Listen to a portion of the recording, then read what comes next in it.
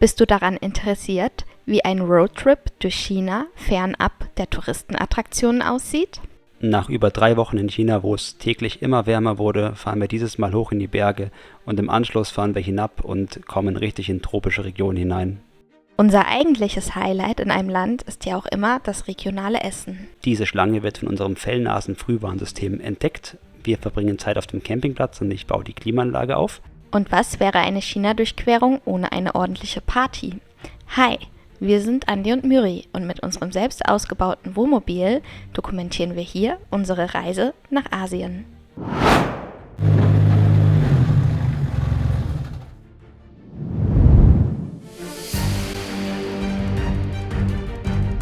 Hallo und Ni Hao aus Leshan in China.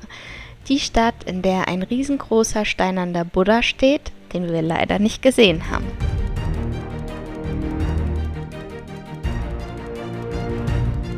Nachdem wir beim letzten Mal unser Auto haben reparieren lassen und unser Kühlsystem wieder in Ordnung war, trauten wir uns nun in die chinesischen Berge hinein, das ganz ohne Autobahn.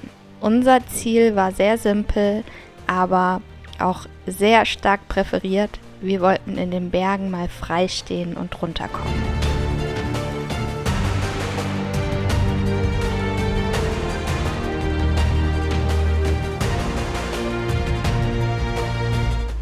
Wir fahren hier durch einen Bambuswald.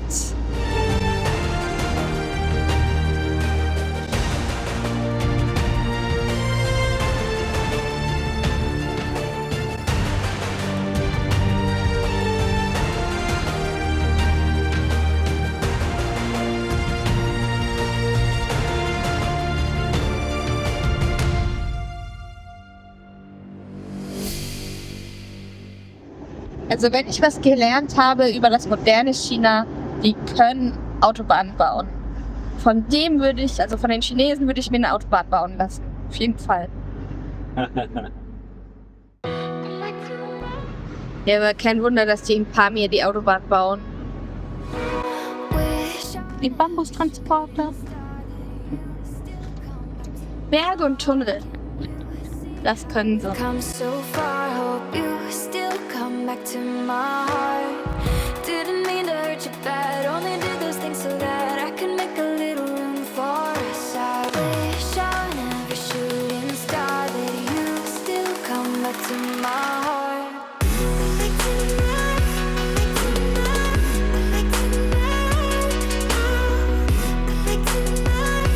Das wird lustig. Super. Autofahren in der Nacht am Berg. Ja, gut, aber besser als wenn es der Pamir wäre.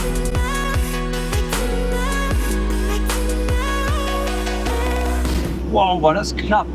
Rechts waren Millimeter zur Leitplanke.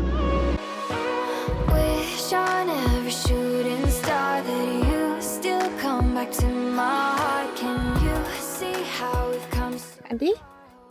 Ja? Wo sind wir hier? Wir haben unseren Übernachtungsplatz knapp verfehlt und sind aber trotzdem auf einem netten Platz in den Bergen gelandet. Hier liegt eine Menge Müll rum, aber es ist groß, flach und wir haben sehr angenehme Temperaturen. Das ist das Wichtigste dabei. Nebenan fließt auch ein Fluss für den Waozi und es ist kühler. Auf jeden Fall, da müssen wir dann morgen wieder hoch. Und die Berge haben es auf jeden Fall schon in sich. Ein neuer Morgen in China, in den Bergen. In den Bergen gefällt es uns bis jetzt am besten. Wir sind auf ca. 1300 Metern und hier oben ist es sehr angenehm frisch und kühl. Es gibt viel Wasser und es gibt diese schon dschungelähnlichen, regenwaldähnlichen Wälder. Und hier gegenüber von unserem Stellplatz, der da hinten ist, man sieht es gerade nicht, gibt es eine Wiese. Und hier können wir morgens immer Ball spielen. Hat sich auf jeden Fall gelohnt, hier so schnell hin zu raisen, damit wir 2 Tage bleiben können. Und hier ist es voll schön. Hier gibt es so einen kleinen Bachlauf. Otti fühlt sich wohl, es ist nicht so heiß. Ja, da hat er viel mehr Lust, irgendwie durch die Gegend zu rennen. Sit. Du Karotte, ey. Platz. Ja, super machst du das. Und jetzt leg den Ball ab. Nein, du Nase, so kann ich ihn nicht werfen. Ja. Platz. Ah, super. Bleib. Bleib. Bleib. Bleib. Und hier. Super. Ja, super. Gut gemacht. Schön.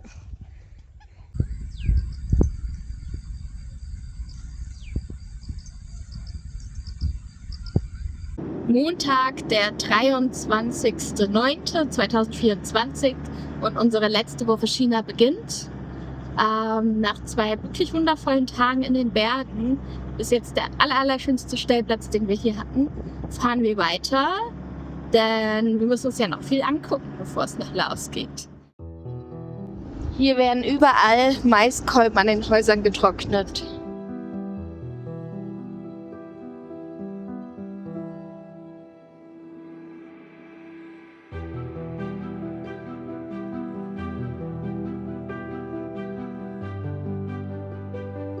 Es gibt übrigens noch ein chinesisches Pendant zu Park 4Night oder iOverlander. Diese App heißt sinngemäß übersetzt gemütliches Nest und ist super schwer zu nutzen, denn sie ist klar chinesisch und auf Chinesisch geschrieben und daher auch ein bisschen schwierig zu übersetzen. Wir haben davon nur gehört, haben uns aber nicht getraut, sie runterzuladen.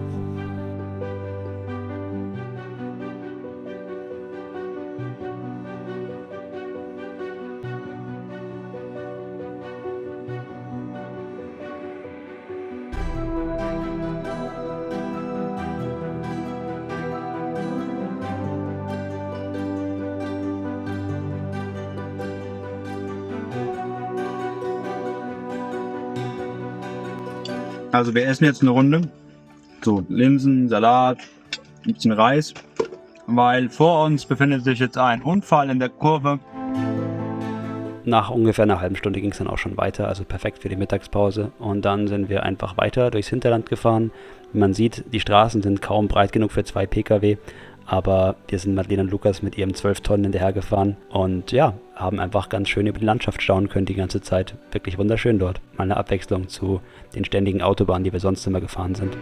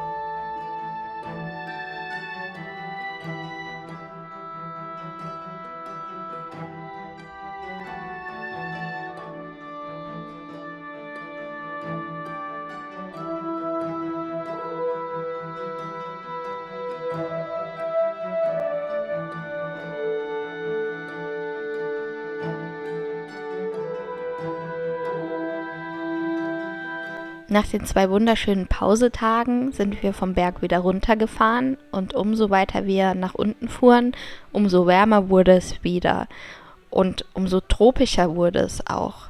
Also hier haben wir zum ersten Mal wirklich gemerkt, jetzt geht's ins Tropenland, jetzt geht's Richtung Südostasien.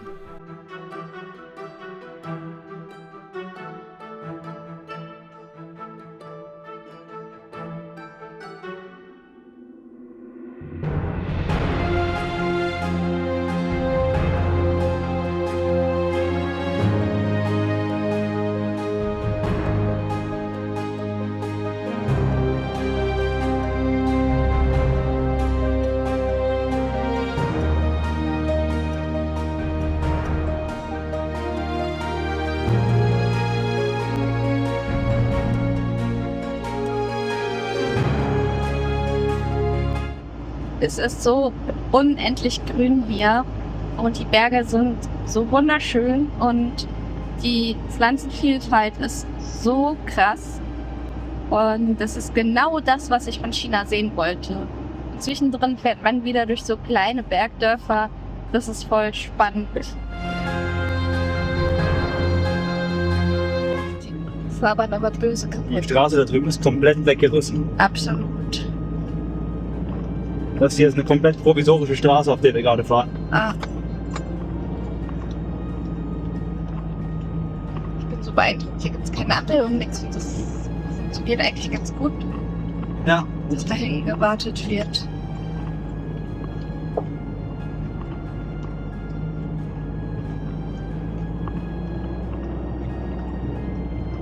Wahnsinn. Das war ein böser Erdrutsch, aber auch auf der anderen Seite. Hier ist überall der ganze Berg runtergekommen. Ja.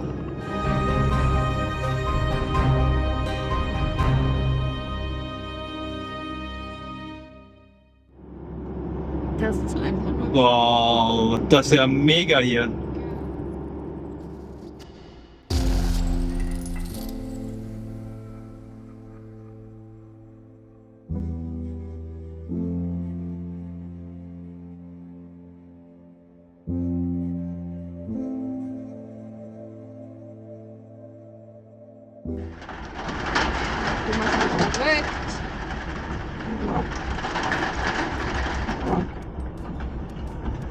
So, wir haben unsere Solarpaneele gewaschen. Ich wollte das ohnehin mal machen und jetzt war es quasi geschenkt. Richtig schön.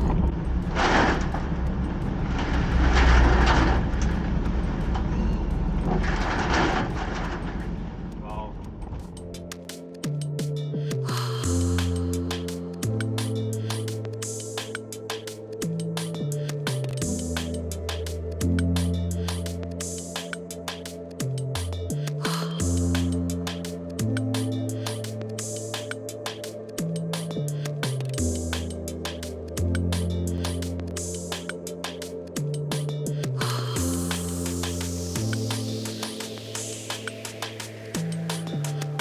Also wir sind jetzt hier in einem Restaurant, wir dachten, hier ist viel los und das, was da so serviert wurde, sah lecker aus. Gehen wir mal hin, muss ja gut sein. Und hier kommt gleich so ein Grill rein und dann hat man hier so einen Block gehabt, da konnte man ankreuzen, was man dafür haben möchte. Und dann hat man halt ganz viele Sachen wie Tofu oder Würstchen, die kommen dann auf den Grill, die grillt man sich selber und dann kann man das in Soßen reintunken. Und wir sind gespannt, wie es schmeckt. Sie hat dezent Hunger. Wir haben jetzt den Grill gekriegt und hier ist tatsächlich echte Holzkohle drin, die gleich von unten heizt. Das ist richtig heiß. Und wir haben schon die ersten Sachen bekommen, die wir bestellt haben. Knusprige Würstchen. Und so eine Art Tofu. Genau. Und Ja, das wird gleich spannend. ja, absolut. Ah.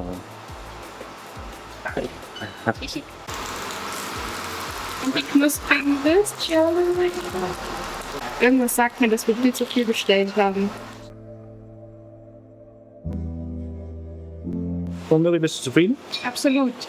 Wir haben jetzt auch noch diese Brötchen bekommen, die sind auch total lecker.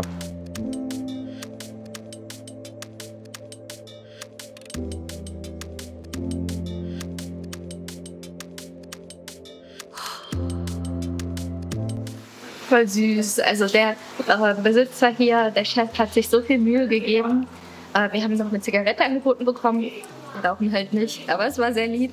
Jetzt haben wir noch ein Sodagetränk geschenkt bekommen. Und wir haben insgesamt 11,60 € bezahlt. Genau. Es ist so viel, also das ist übrig geblieben. Ja, und wir haben wirklich gegessen bis zum geht nicht mehr. Genau, das nehmen wir jetzt mit. Dann haben wir für morgen noch hier Brötchen, Bautzen zum Frühstück. Die waren so richtig lecker. Und das Ja. Gemüse wird morgen in die Pfanne gehauen. So, 10 Yuan sind bezahlt.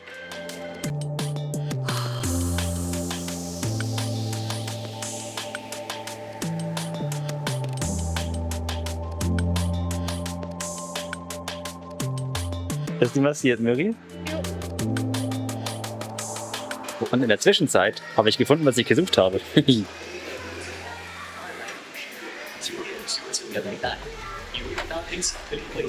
Und das gibt es hier sonst nirgendwo zu kaufen, wirklich. Und im Walmart, der einzigen europäischen Kette so ungefähr, da gibt es das.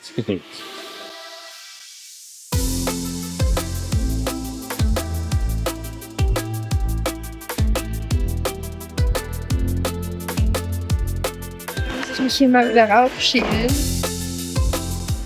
Wir sind in Sao Tong, eine weitere sehr große Stadt. Wir sind hier in der antiken Stadt und da hinten wird gebaggert und gebohrt. Und ich gehe davon aus, hier wird nachts gearbeitet, weil es tagsüber zu warm ist. Diese Südstadt soll übrigens einen anderen Flair haben, wie zum Beispiel Beijing.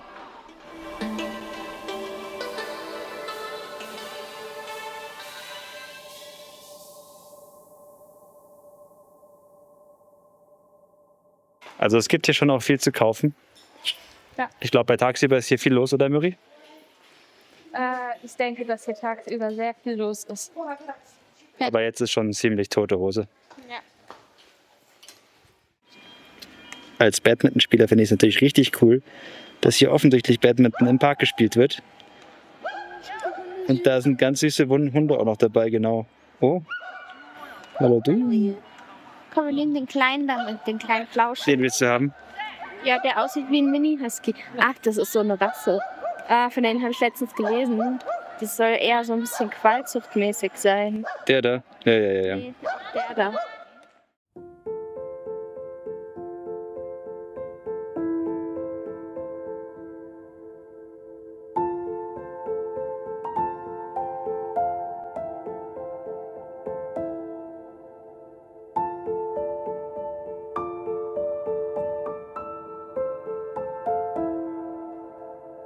Okay, wo sind wir hier? Wir sind im Park und suchen unser Auto. Richtig cool, hier mitten in der Stadt. Ja, wobei. Wo ist schon mitten in der Stadt bei so einer großen Stadt?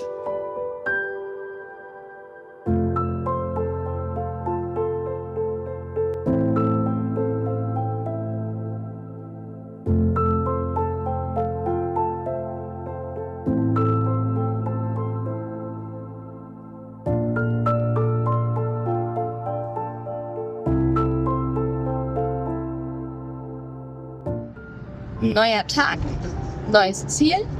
Wir verlassen diese Stadt hier im Süden. Die Stadt war okay.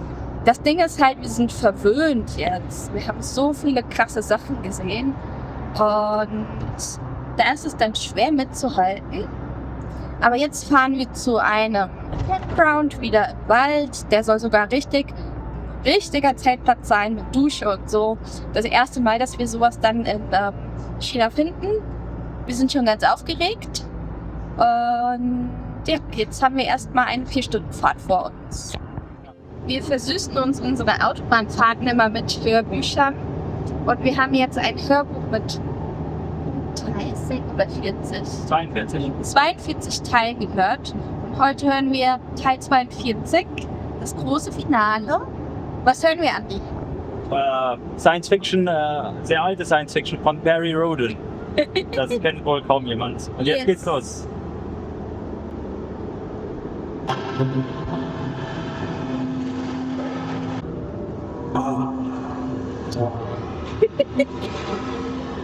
Die Titanen reisen nicht mehr durch die Reihen der tyrannischen Einheiten und ihre Salven kommen nicht mehr so schnell, so häufig und zielsicher. Etwas scheint sie zu lernen. Ein Titan explodierte. Dann ein zweiter. Die riesigen Schiffe schienen immer langsamer zu fliegen. In den Ortungen Pretorias leuchteten die Punkte der vergehenden Titanen hell auf.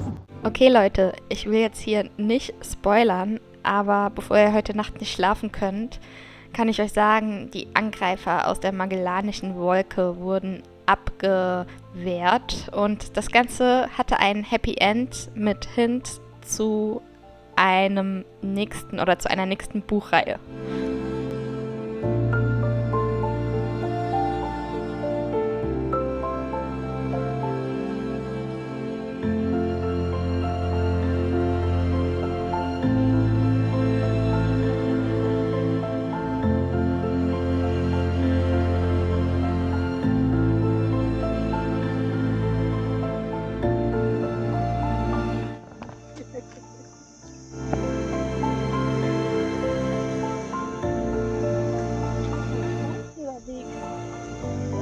Ja.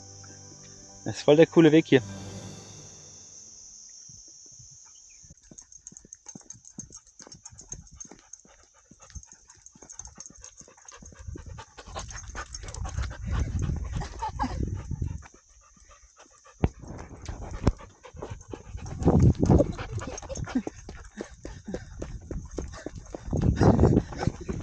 Ja. Da hinten waren gerade mehrere Hunde. Die waren angeleint, die waren aber sehr laut.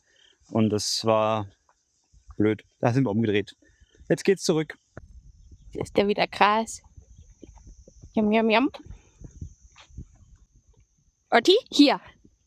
Jetzt musst du mitkommen. Ja, super. Guck mal, die ist echt am Chillen.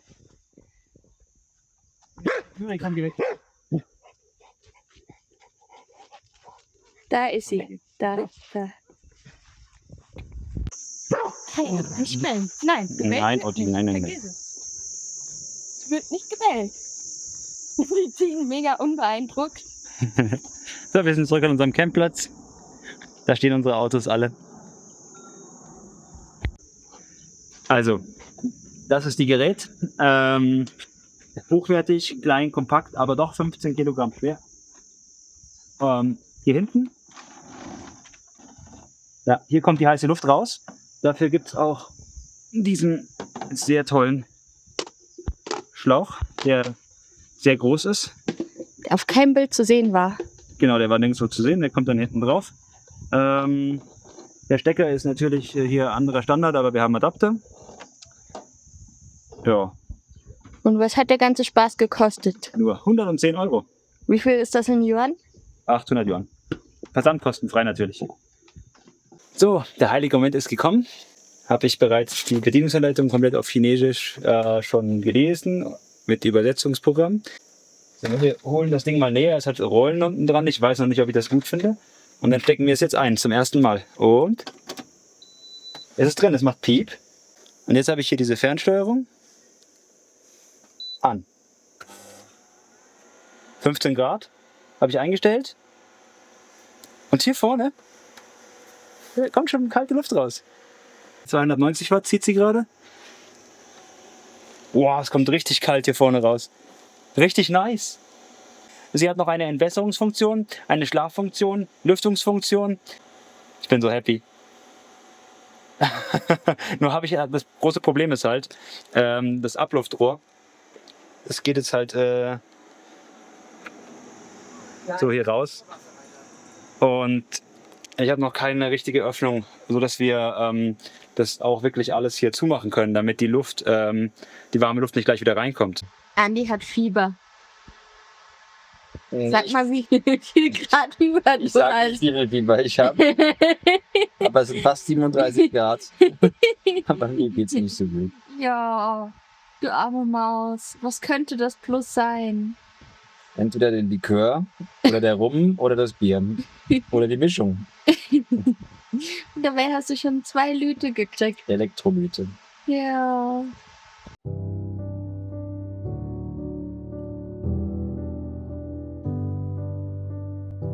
Ich weiß, wir haben euch beim letzten Mal schon einen Campingplatz gezeigt, aber das hier war jetzt der erste und einzige richtige Campingplatz, auf den wir waren, beziehungsweise den wir gefunden haben. Und da ich sehr, sehr neugierig war, musste ich natürlich alles filmen. Also es gab hier dann auch ein Toilettenhäuschen mit Duschen nebenan. Es war eigentlich ein wirklich sehr, sehr schöner Platz, nur ein bisschen in die Jahre gekommen. Ein bisschen Liebe wäre der wahrscheinlich wieder richtig cool.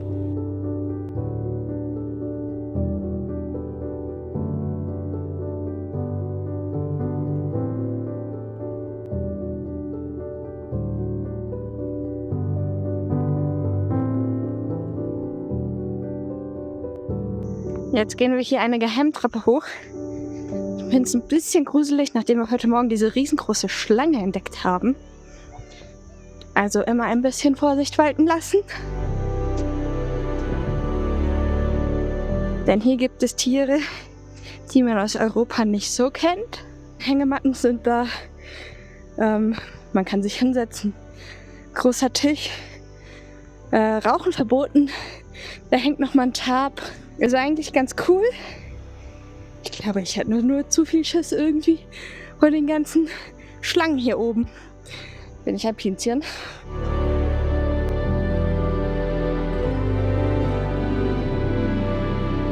So, hier gibt es nochmal eine kleine und eine große Waschmaschine, die man for free mitbenutzen kann. Und das ist direkt an so einem Graben, wo Felder sind und Apfelbäume, es wird Mais gepflanzt. Da drüben waren wir heute Morgen spazieren, da weiß ich nicht, ob das Avocadobäume sind oder nicht. Und eigentlich echt schön gelegen, auch eine schöne Anlage. Das Ganze kostet 5 Euro so ungefähr. Das finden wir für alles, was angeboten wird, Duschen, Toilette und vor allen Dingen Waschmaschine, schon echt gut. Ist nur ein bisschen runtergekommen. Also ich glaube, wenn das ein bisschen gepflegter wäre und so, könnte man damit Money machen.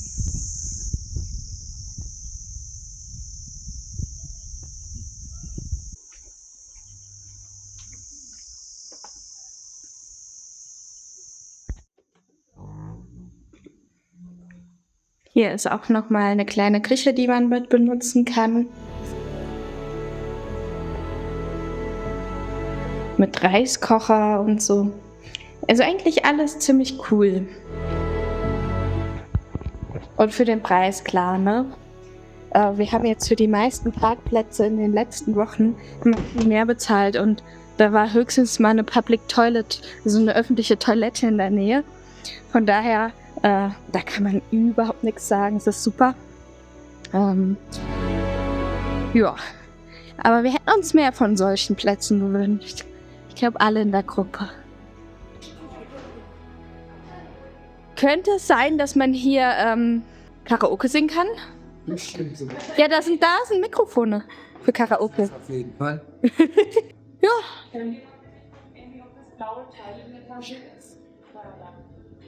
Also hier haben wir heute unser Festmahl, weil es gab ja 3 Geburtstagskinder im September. Wir 3 Geburtstagskinder, die Ursula, der Lukas und ich, haben hier eine wirklich coole Party geschmissen, die unsere Reiseleiterin super lieb für uns organisiert hatte. Wir mussten quasi nur die Kosten tragen. Und die Reiseagentur hat uns sogar noch diesen wunderschönen Kuchen geschenkt. Da haben wir uns wirklich total drüber gefreut. Es war so ein schöner Abend. Wow! Happy Birthday to you. Happy Birthday to you. Happy Birthday, dear Lukas. Happy Birthday to you. Und wie schmeckt die Geburtstagstorte? Sehr gut. Aber jemand hat ein viel zu großes Stück gemacht. Also es ist 3 Kilo schwer. Wer war das bloß? Und nach was schmeckt die Geburtstagstorte? Neutral. Neutral.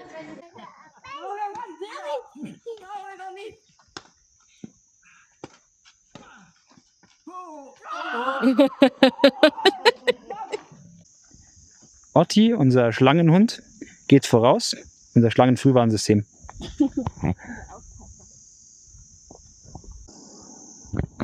Vielleicht ist irgendwas im Unterholz. Otti ist auf jeden Fall sehr, sehr verstört und die Nackenhaare stellen sich auf und er schnuppert und macht komische Gesten. Wir gehen jetzt lieber zurück. Am Ende sind ja noch irgendwelche Viecher im Unterholz. Schlangen oder whatever. Und deswegen gehen wir jetzt zurück.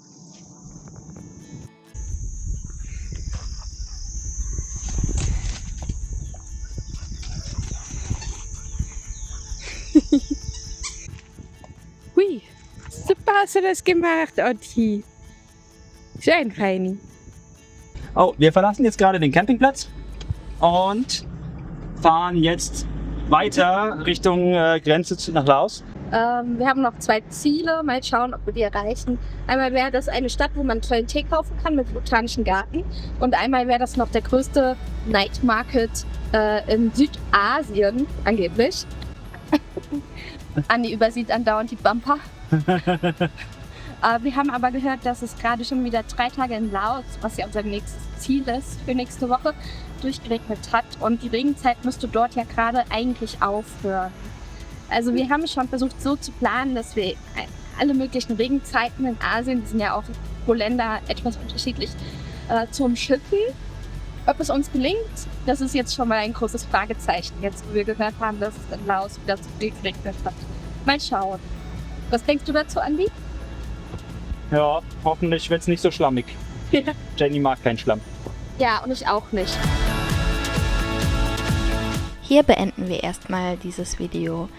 Beim nächsten Mal nehmen wir euch mit zu unserem großen China-Finale, denn wir machen etwas fernab der Gruppe, wobei wir wirklich viel Spaß haben. Unser authentischstes und schönstes Erlebnis, das kann ich so schon sagen. Außerdem schauen wir uns Pools in Hotels an und besuchen den größten Nachtmarkt von Südostasien. Und es gibt auch eine traditionelle chinesische Massage. Jetzt erstmal ciao, tschüss und bis zum nächsten Mal.